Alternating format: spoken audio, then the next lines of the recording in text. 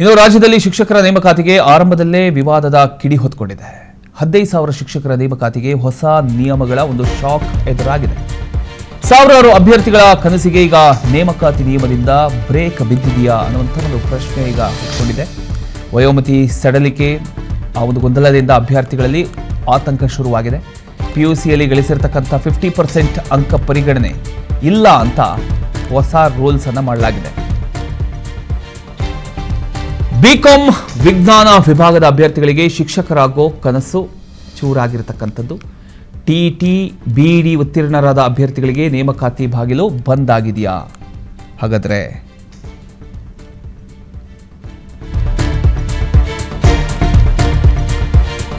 ಬಿಕಾಂನ 6,000ಕ್ಕೂ ಹೆಚ್ಚು ಅಭ್ಯರ್ಥಿಗಳ ಭವಿಷ್ಯ ಅತಂತ್ರ. ದೈಹಿಕ ಶಿಕ್ಷಣ ಶಿಕ್ಷಕರಿಗೆ ಅವಕಾಶ ಅನ್ನೋದು ಕಸಿದುಕೊಳ್ತಾ ಶಿಕ್ಷಣ ಇಲಾಖೆ. ಹಿಂದಿ ಶಿಕ್ಷಕರಿಗೂ ಕೂಡ ನೇಮಕಾತಿಯಲ್ಲಿ ಅವಕಾಶ ಇಲ್ಲ. ಶಾಲಾ ಶಿಕ್ಷಣ ಇಲಾಖೆಯ ಹೊಸ ತಿದ್ದುಪಡಿಗೆ ಅಭ್ಯರ್ಥಿಗಳು ಆಕ್ರೋಶ ವ್ಯಕ್ತಪಡಿಸ್ತಾ ಇದ್ದಾರೆ. ನೇಮಕಾತಿ ಪ್ರಕ್ರಿಯೆ ತಕ್ಷಣ ಮರುಪರಿಶೀಲನೆಗೆ ಅಭ್ಯರ್ಥಿಗಳು ಆಗ್ರಹಿಸಿದ್ದಾರೆ. ನ್ಯಾಯ ಬೇಕು, ಸಮಸ್ಯೆ ಬಗೆಹರಿಸುವಂತೆ ರಾಜ್ಯದಾದ್ಯಂತ ಅಭ್ಯರ್ಥಿಗಳು ಅವರ ಒಂದು ಕೂಗು ಕೇಳಿ ಬರ್ತಾ ಇದೆ. ಸಮಸ್ಯೆ ಬಗೆಹರಿಯದಿದ್ದರೆ ಕೋರ್ಟ್ ಮೊರೆಗೆ ಅಭ್ಯರ್ಥಿಗಳು ಈಗ ಚಿಂತನೆಯನ್ನ ನಡೆಸಿದ್ದಾರೆ.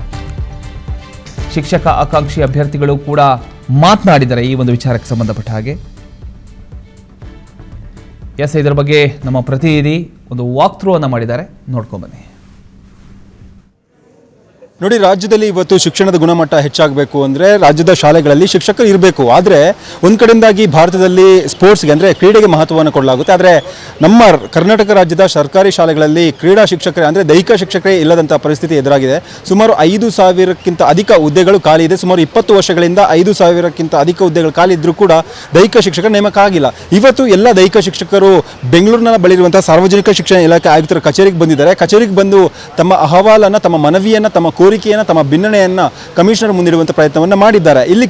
ಇಲ್ಲಿ ಗಮನಿಸಬೇಕಾದಂಥ ಪ್ರಮುಖ ಅಂಶ ಏನಂತ ಹೇಳಿದ್ರೆ, ಸುಮಾರು 5,000ಕ್ಕಿಂತ ಅಧಿಕ ಶಿಕ್ಷಕರ ಹುದ್ದೆಗಳ ನೇಮಕಕ್ಕೆ ಖಾಲಿ ಇದ್ದರೂ ಕೂಡ ನೇಮಕಕ್ಕೆ ಶಿಕ್ಷಣ ಇಲಾಖೆ ಎಣಿಸ್ತಿರುವಂಥದ್ದು. ಜೊತೆಗೆ ಶಿಕ್ಷಣ ಇಲಾಖೆಗೆ ಸಚಿವರೇ ಇಲ್ಲದಂತಾಗಿರೋದು ಈ ಎಲ್ಲ ಪ್ರಮಾದಕ್ಕೆ ಕಾರಣವಾಗಿದೆ. ಒಬ್ಬೊಬ್ಬರನ್ನೇ ಮಾತಾಡ್ತಾ ಹೋಗ್ತೀನಿ. ನಮ್ಮ ಜೊತೆ ದೈಹಿಕ ಶಿಕ್ಷಕರು ಇದ್ದಾರೆ, ಬನ್ನಿ ಮಾತಾಡ್ತಾ ಹೋಗ್ತೀನಿ. ಸರ್, ಈಗ ಎಷ್ಟು ದಿನಗಳಿಂದ ನಿಮ್ಮ ಈ ಒಂದು ಹೋರಾಟ ನಡೀತಿದೆ? ಸುಮಾರು 20 ವರ್ಷಗಳಿಂದ ನೇಮಕ ಆಗಿಲ್ಲ ಅಂತ ಹೇಳ್ತಾರೆ. ವರ್ಷಗಳಿಂದ ನೇಮಕಾತಿ ಆಗಿಲ್ಲ. 2010ರಲ್ಲಿ ವಿಷವನ್ನು ಕುಡಿದಿದ್ದೀವಿ.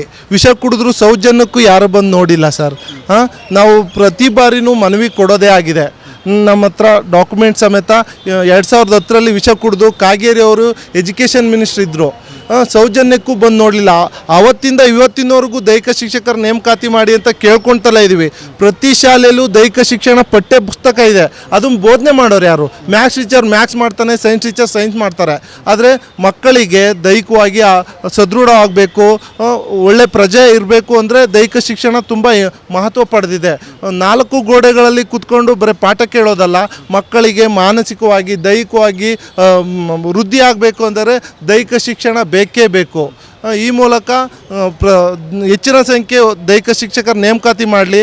ಶಾಲೆಗಳಿಗೆ ಒಲಿಂಪಿಕ್ಕು ಕ್ರೀಡೆಯಲ್ಲಿ ಯಾವುದೇ ಮೆಡಲ್ ಯಾಕೆ ತೊಗೊಳ್ತಾ ಇಲ್ಲ ಅಂದರೆ ನಮ್ಮ ದೇಶದಲ್ಲಿ ಬೇಸಿಕ್ಕೇ ಇಲ್ಲ. ದೈಹಿಕ ಶಿಕ್ಷಕರ ತರಬೇತಿ ಪಡೆಯೋ ಸರ್ಕಾರಿ ಶಾಲೆಗಳಿಗೆ ದೈಹಿಕ ಶಿಕ್ಷಕರೇ ಇಲ್ಲ. ಪ್ರೈವೇಟ್ ಶಾಲೆಯಲ್ಲಿ ಎಲ್ಲ ಶಾಲೆಗಳಿಗೂ ದೈಹಿಕ ಶಿಕ್ಷಕರಿದ್ದಾರೆ. ಸರ್ಕಾರಿ ಶಾಲೆಯಲ್ಲಿ 210 ಮಕ್ಕಳಿದ್ದರೆ ಮಾತ್ರ ದೈಹಿಕ ಶಿಕ್ಷಕರು ಇರಬೇಕು ಅಂತ ಕಾನೂನಿದೆ. ಯಾಕೆ 150 ಮಕ್ಕಳಿಗೆ ಅನ್ಯಾಯ ಆಗಲ್ವಾ? 190 ಇದ್ದರೆ ಅನ್ಯಾಯ ಆಗಲ್ವಾ? 60 ಮಕ್ಕಳು ಇರೋ ಕಡೆ ಹೇಗೆ ಪ್ರೌಢಶಾಲಾ ಹೆಡ್ಮಾಸ್ಟರ್ ಇರ್ತಾರೋ ಹಾಗೆ ಪ್ರತಿ ಶಾಲೆಗೂ ದೈಹಿಕ ಶಿಕ್ಷಕರ ನೇಮಕಾತಿ ಮಾಡಬೇಕು ಅಂತ ಕೇಳ್ತೀವಿ. ಇಡೀ ರಾಜ್ಯದಲ್ಲಿ 49,000 ಪ್ರಾಥಮಿಕ ಶಾಲೆಗಳಿವೆ. ಎಲ್ಲ ಶಾಂಕ್ಷನ್ ಆಗಿರೋದು 6,772 ಹುದ್ದೆಗಳು. ಅದರಲ್ಲಿ ಪ್ರೆಸೆಂಟ್ ಕೆಲಸ ಮಾಡ್ತಿರೋದು ಬರೀ 2,000 ದೈಹಿಕ ಶಿಕ್ಷಕರು ಇಡೀ ರಾಜ್ಯಕ್ಕೆ.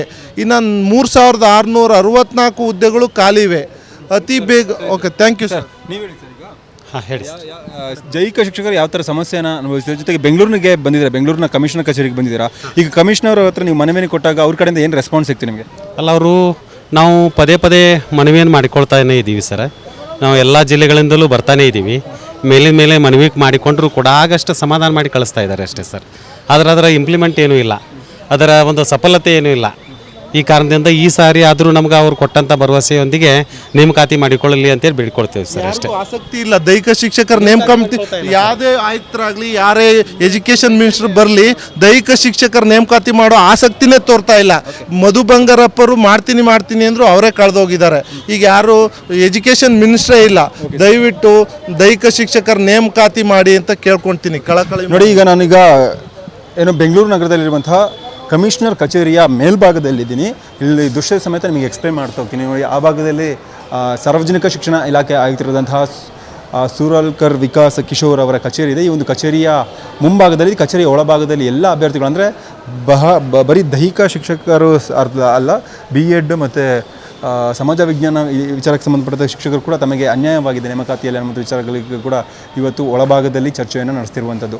ಒಳಭಾಗದಲ್ಲಿ ಕಮಿಷನರ್ ಇದ್ದರೆ, ಕಮಿಷನರ್ ಜೊತೆಗೆ ಎಲ್ಲ ಒಂದು ಶಿಕ್ಷಕರಿಗೂ ತಮಗೆ ನ್ಯಾಯ ಬೇಕು ಅನ್ನುವಂಥ ನಿಟ್ಟಿನಲ್ಲಿ ತಮ್ಮ ಮನವಿಯನ್ನು ತೋಡ್ಕೊಳ್ತಿರುವಂಥದ್ದು. ಜೊತೆಗೆ ತಮಗೆ ರಿಲ್ಯಾಕ್ಸೇಷನ್ ಬೇಕು. ಸುಮಾರು ವರ್ಷಗಳಿಂದ ಶಿಕ್ಷಕರಾಗಿ ನಾವು ಹೋರಾಟವನ್ನು ಮಾಡ್ಕೊಂಡು ಬರ್ತಿದ್ದೀವಿ. ಶಾಲೆಗಳಲ್ಲಿ ಶಿಕ್ಷಕರು ಮಕ್ಕಳಿಗೆ ಪಾಠವನ್ನು ಬೋಧಿಸಬೇಕು, ಆದರೆ ಹೋರಾಟವನ್ನು ಮಾಡುವಂಥ ಹಾದಿ ಹಿಡಿಯುವಂಥ ಅನಿವಾರ್ಯ ಪರಿಸ್ಥಿತಿ ಇದೆ ಅನ್ನುವಂಥ ನಿಟ್ಟಿನಲ್ಲಿ ಕೂಡ ಶಿಕ್ಷಕರು ಅಳಲನ್ನು ತೋಡ್ಕೊಳ್ತಿರುವಂಥದ್ದು. ಒಂದು ಕಡೆಯಿಂದಾಗಿ ಗಮನಿಸಬೇಕಾದ ಪ್ರಮುಖ ಅಂಶ ಏನಂದರೆ, ಈಗ ಕರ್ನಾಟಕ ರಾಜ್ಯ ಸರ್ಕಾರ ವಿವಿಧ ವಿಚಾರಗಳಿಗೆ ತನ್ನ ತಲೆಯನ್ನು ಕೆಡಿಸ್ಕೊಳ್ತಿದೆ. ಸಚಿವ ಸಂಪುಟ ವಿಸ್ತರಣೆ ಇರ್ಬೋದು ಅಥವಾ ಬೇರೆ ಯಾವುದೇ ಒಂದು ವಿಚಾರ ಇರ್ಬೋದು, ಅದಕ್ಕೆಲ್ಲ ತಲೆಯನ್ನು ಕೆಡಿಸ್ಕೊಳ್ತಿದೆ. ಮೂಲಭೂತವಾಗಿ ಬೇಕಾಗಿರೋದು ಸರ್ಕಾರಿ ಶಾಲೆಗಳಲ್ಲಿ ಮಕ್ಕಳಿಗೆ ಉತ್ತಮ ಗುಣಮಟ್ಟದ ಶಿಕ್ಷಣ. ನೋಡಿ ಯಾವ ರೀತಿಯಾಗಿ ಆಕ್ರೋಶವನ್ನು ಹೊರಹಾಕ್ತಿದ್ದಾರೆ ಅಂತಂದರೆ, ಈ ರೀತಿಯಾದಂತಹ ಅಳಲನ್ನು ತೋಡ್ಕೊಳ್ತಿರುವಂಥದ್ದು.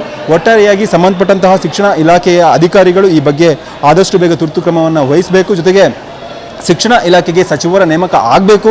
ಜೊತೆಗೆ ನಮ್ಮೆಲ್ಲ ಸಮಸ್ಯೆಗೆ ಪರಿಹಾರ ಬೇಕು ಅಂತೇಳಿ ಶಿಕ್ಷಣ ಇಲಾಖೆಯ ಟೀಚರ್ಸ್ ಪ್ರೊಟೆಸ್ಟನ್ನು ಮಾಡ್ತಿರುವಂಥದ್ದು. ಕ್ಯಾಂಪಸ್ನ ಹರಿಕುಮಾರ್ ಜೊತೆ ನಾನು ಹತ್ತರವರೆಗೆ PNS ವಿಸ್ತಾರ ನ್ಯೂಸ್ ಬೆಂಗಳೂರು.